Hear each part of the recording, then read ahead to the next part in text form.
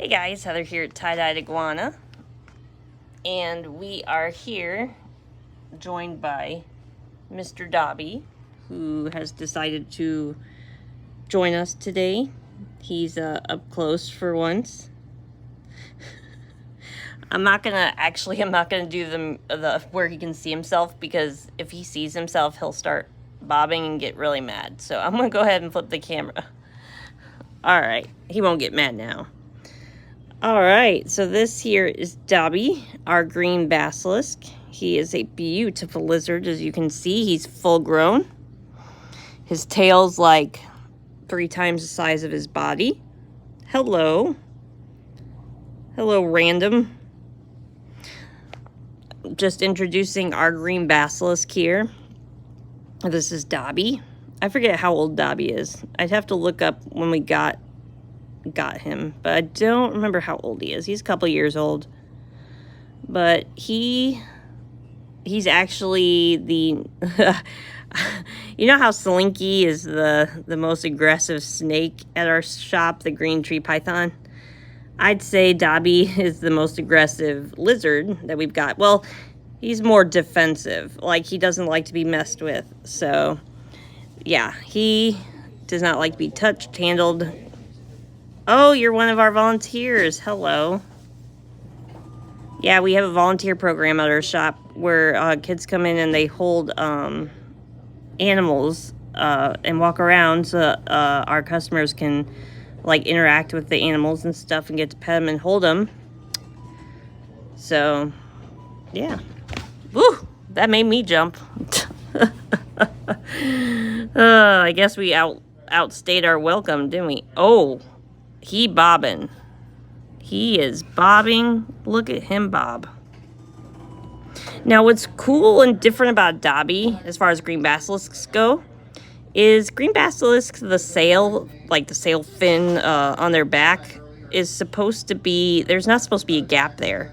But that's just how it developed. We've had him ever since he was a baby, and his back fin came out like that, where it's got a little gap in the middle. So he's a little bit different. But he's got a nice crest going there. Look at that crest. He's got a little horn. Well, not a horn, but it looks like a horn. But he's in shed right now, if you're wondering what that white stuff is. He's just going through his shed. He sheds a lot because he's always like growing and stuff. And you can see he eats very well. You can see those thunder thighs going on there. And yeah, so he is not very social at all. Very territorial, very scared of us. Doesn't trust us very much. That's kind of how green basilisks are. They aren't the friendliest lizard in the world, so they don't like to be handled. That's an understatement. Yeah. Colin should be able to tell you, because he actually got bit by Dobby when he tried to hold him. So, and it was one of the worst bites he had ever gotten here at the shop. Yeah. Our worst bites video. Yes, he got bit by Dobby, and yeah, he like tore. I think did he twist and tear? It's a pinching. It's like somebody took a needle nose pliers and twisted. The teeth aren't overly sharp, but the twisting force is horrible. Yeah. And How? It starts flailing. Maddie Goes Fishing asked, how old is he? I'm not sure. I think he's a couple of years old. Yeah, I think he's like 3 or 4. 3 or 4. Yeah, I'd have to look up when we got him as a baby, because we raised him from a baby and we just decided to keep him. And then as he got older, he got more ornery, or whatever you say that. So he's a good. He's nice to look at, though. He's different. Like, he's cool to look at. So, and he does enjoy getting treats, but you have to like place them on further away from him so he doesn't have to approach you. But you're okay, dude. You're not chill, but you'll just chill out.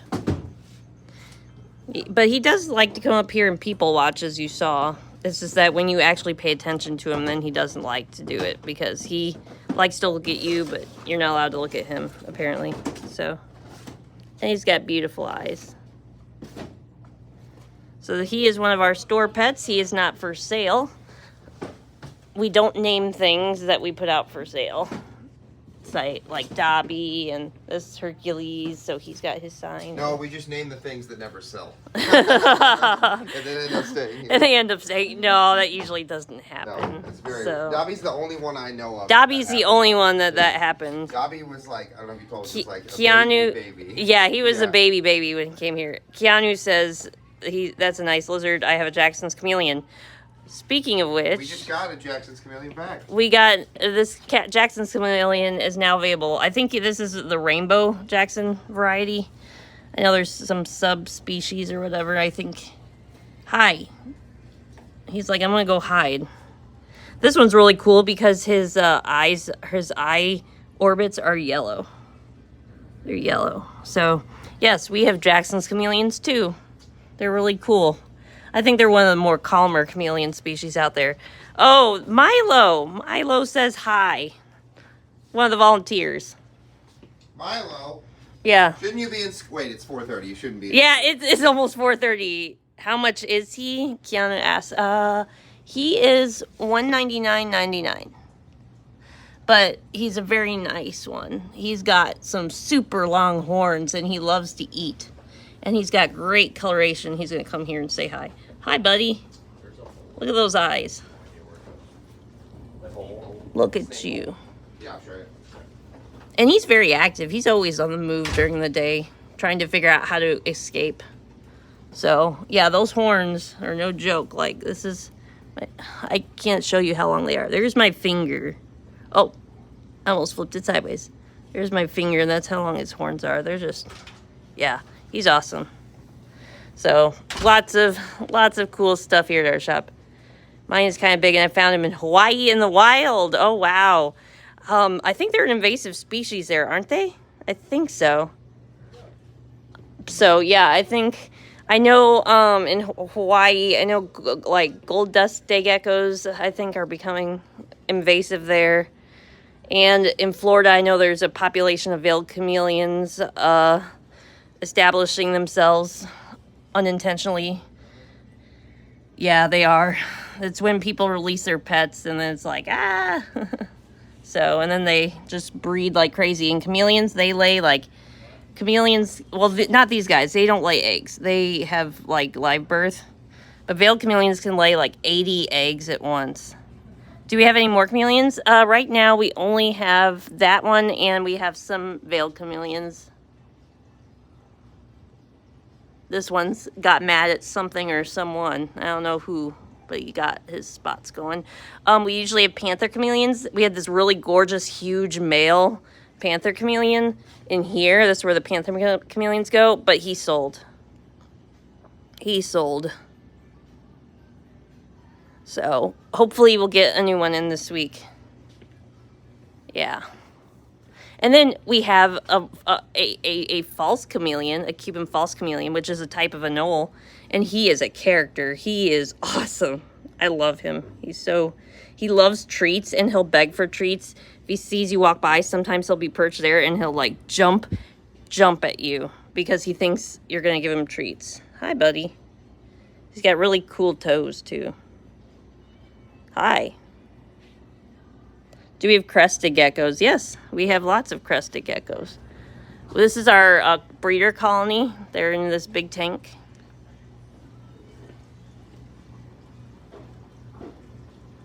And this is where all of our babies come from that we sell. We don't sell those guys because they're what keeps our babies in stock. Got some babies in here. Baby hanging out on the leaf. Baby hanging out on the wall. Baby hanging out on the hide. There's probably babies in here. Yeah. Babies in the little thing.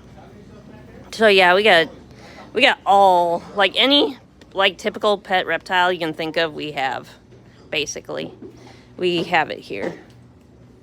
Unless it's like sold out or something. And then we usually get an order in each week of new animals. So, yep. How are you doing, Dobby? You still hanging in there? Yeah, He's still hanging in there. Speaking of panther chameleons, my dad showed me a Facebook picture finding a giant male panther. Oh, I bet panther chameleon, I bet all the different types of pet chameleon species are becoming invasive in, like, Hawaii and Florida because, like, just, like, only if you release, like, a couple, man, you're in trouble because they'll just keep reproducing like crazy and, like, bunny rabbits and, yeah, they lay lots of eggs at a time, so that's a lot of, like, population increase, so... That's why it's important never to release your pet reptiles in the wild, especially in places where they can thrive and become invasive, like Florida and Hawaii.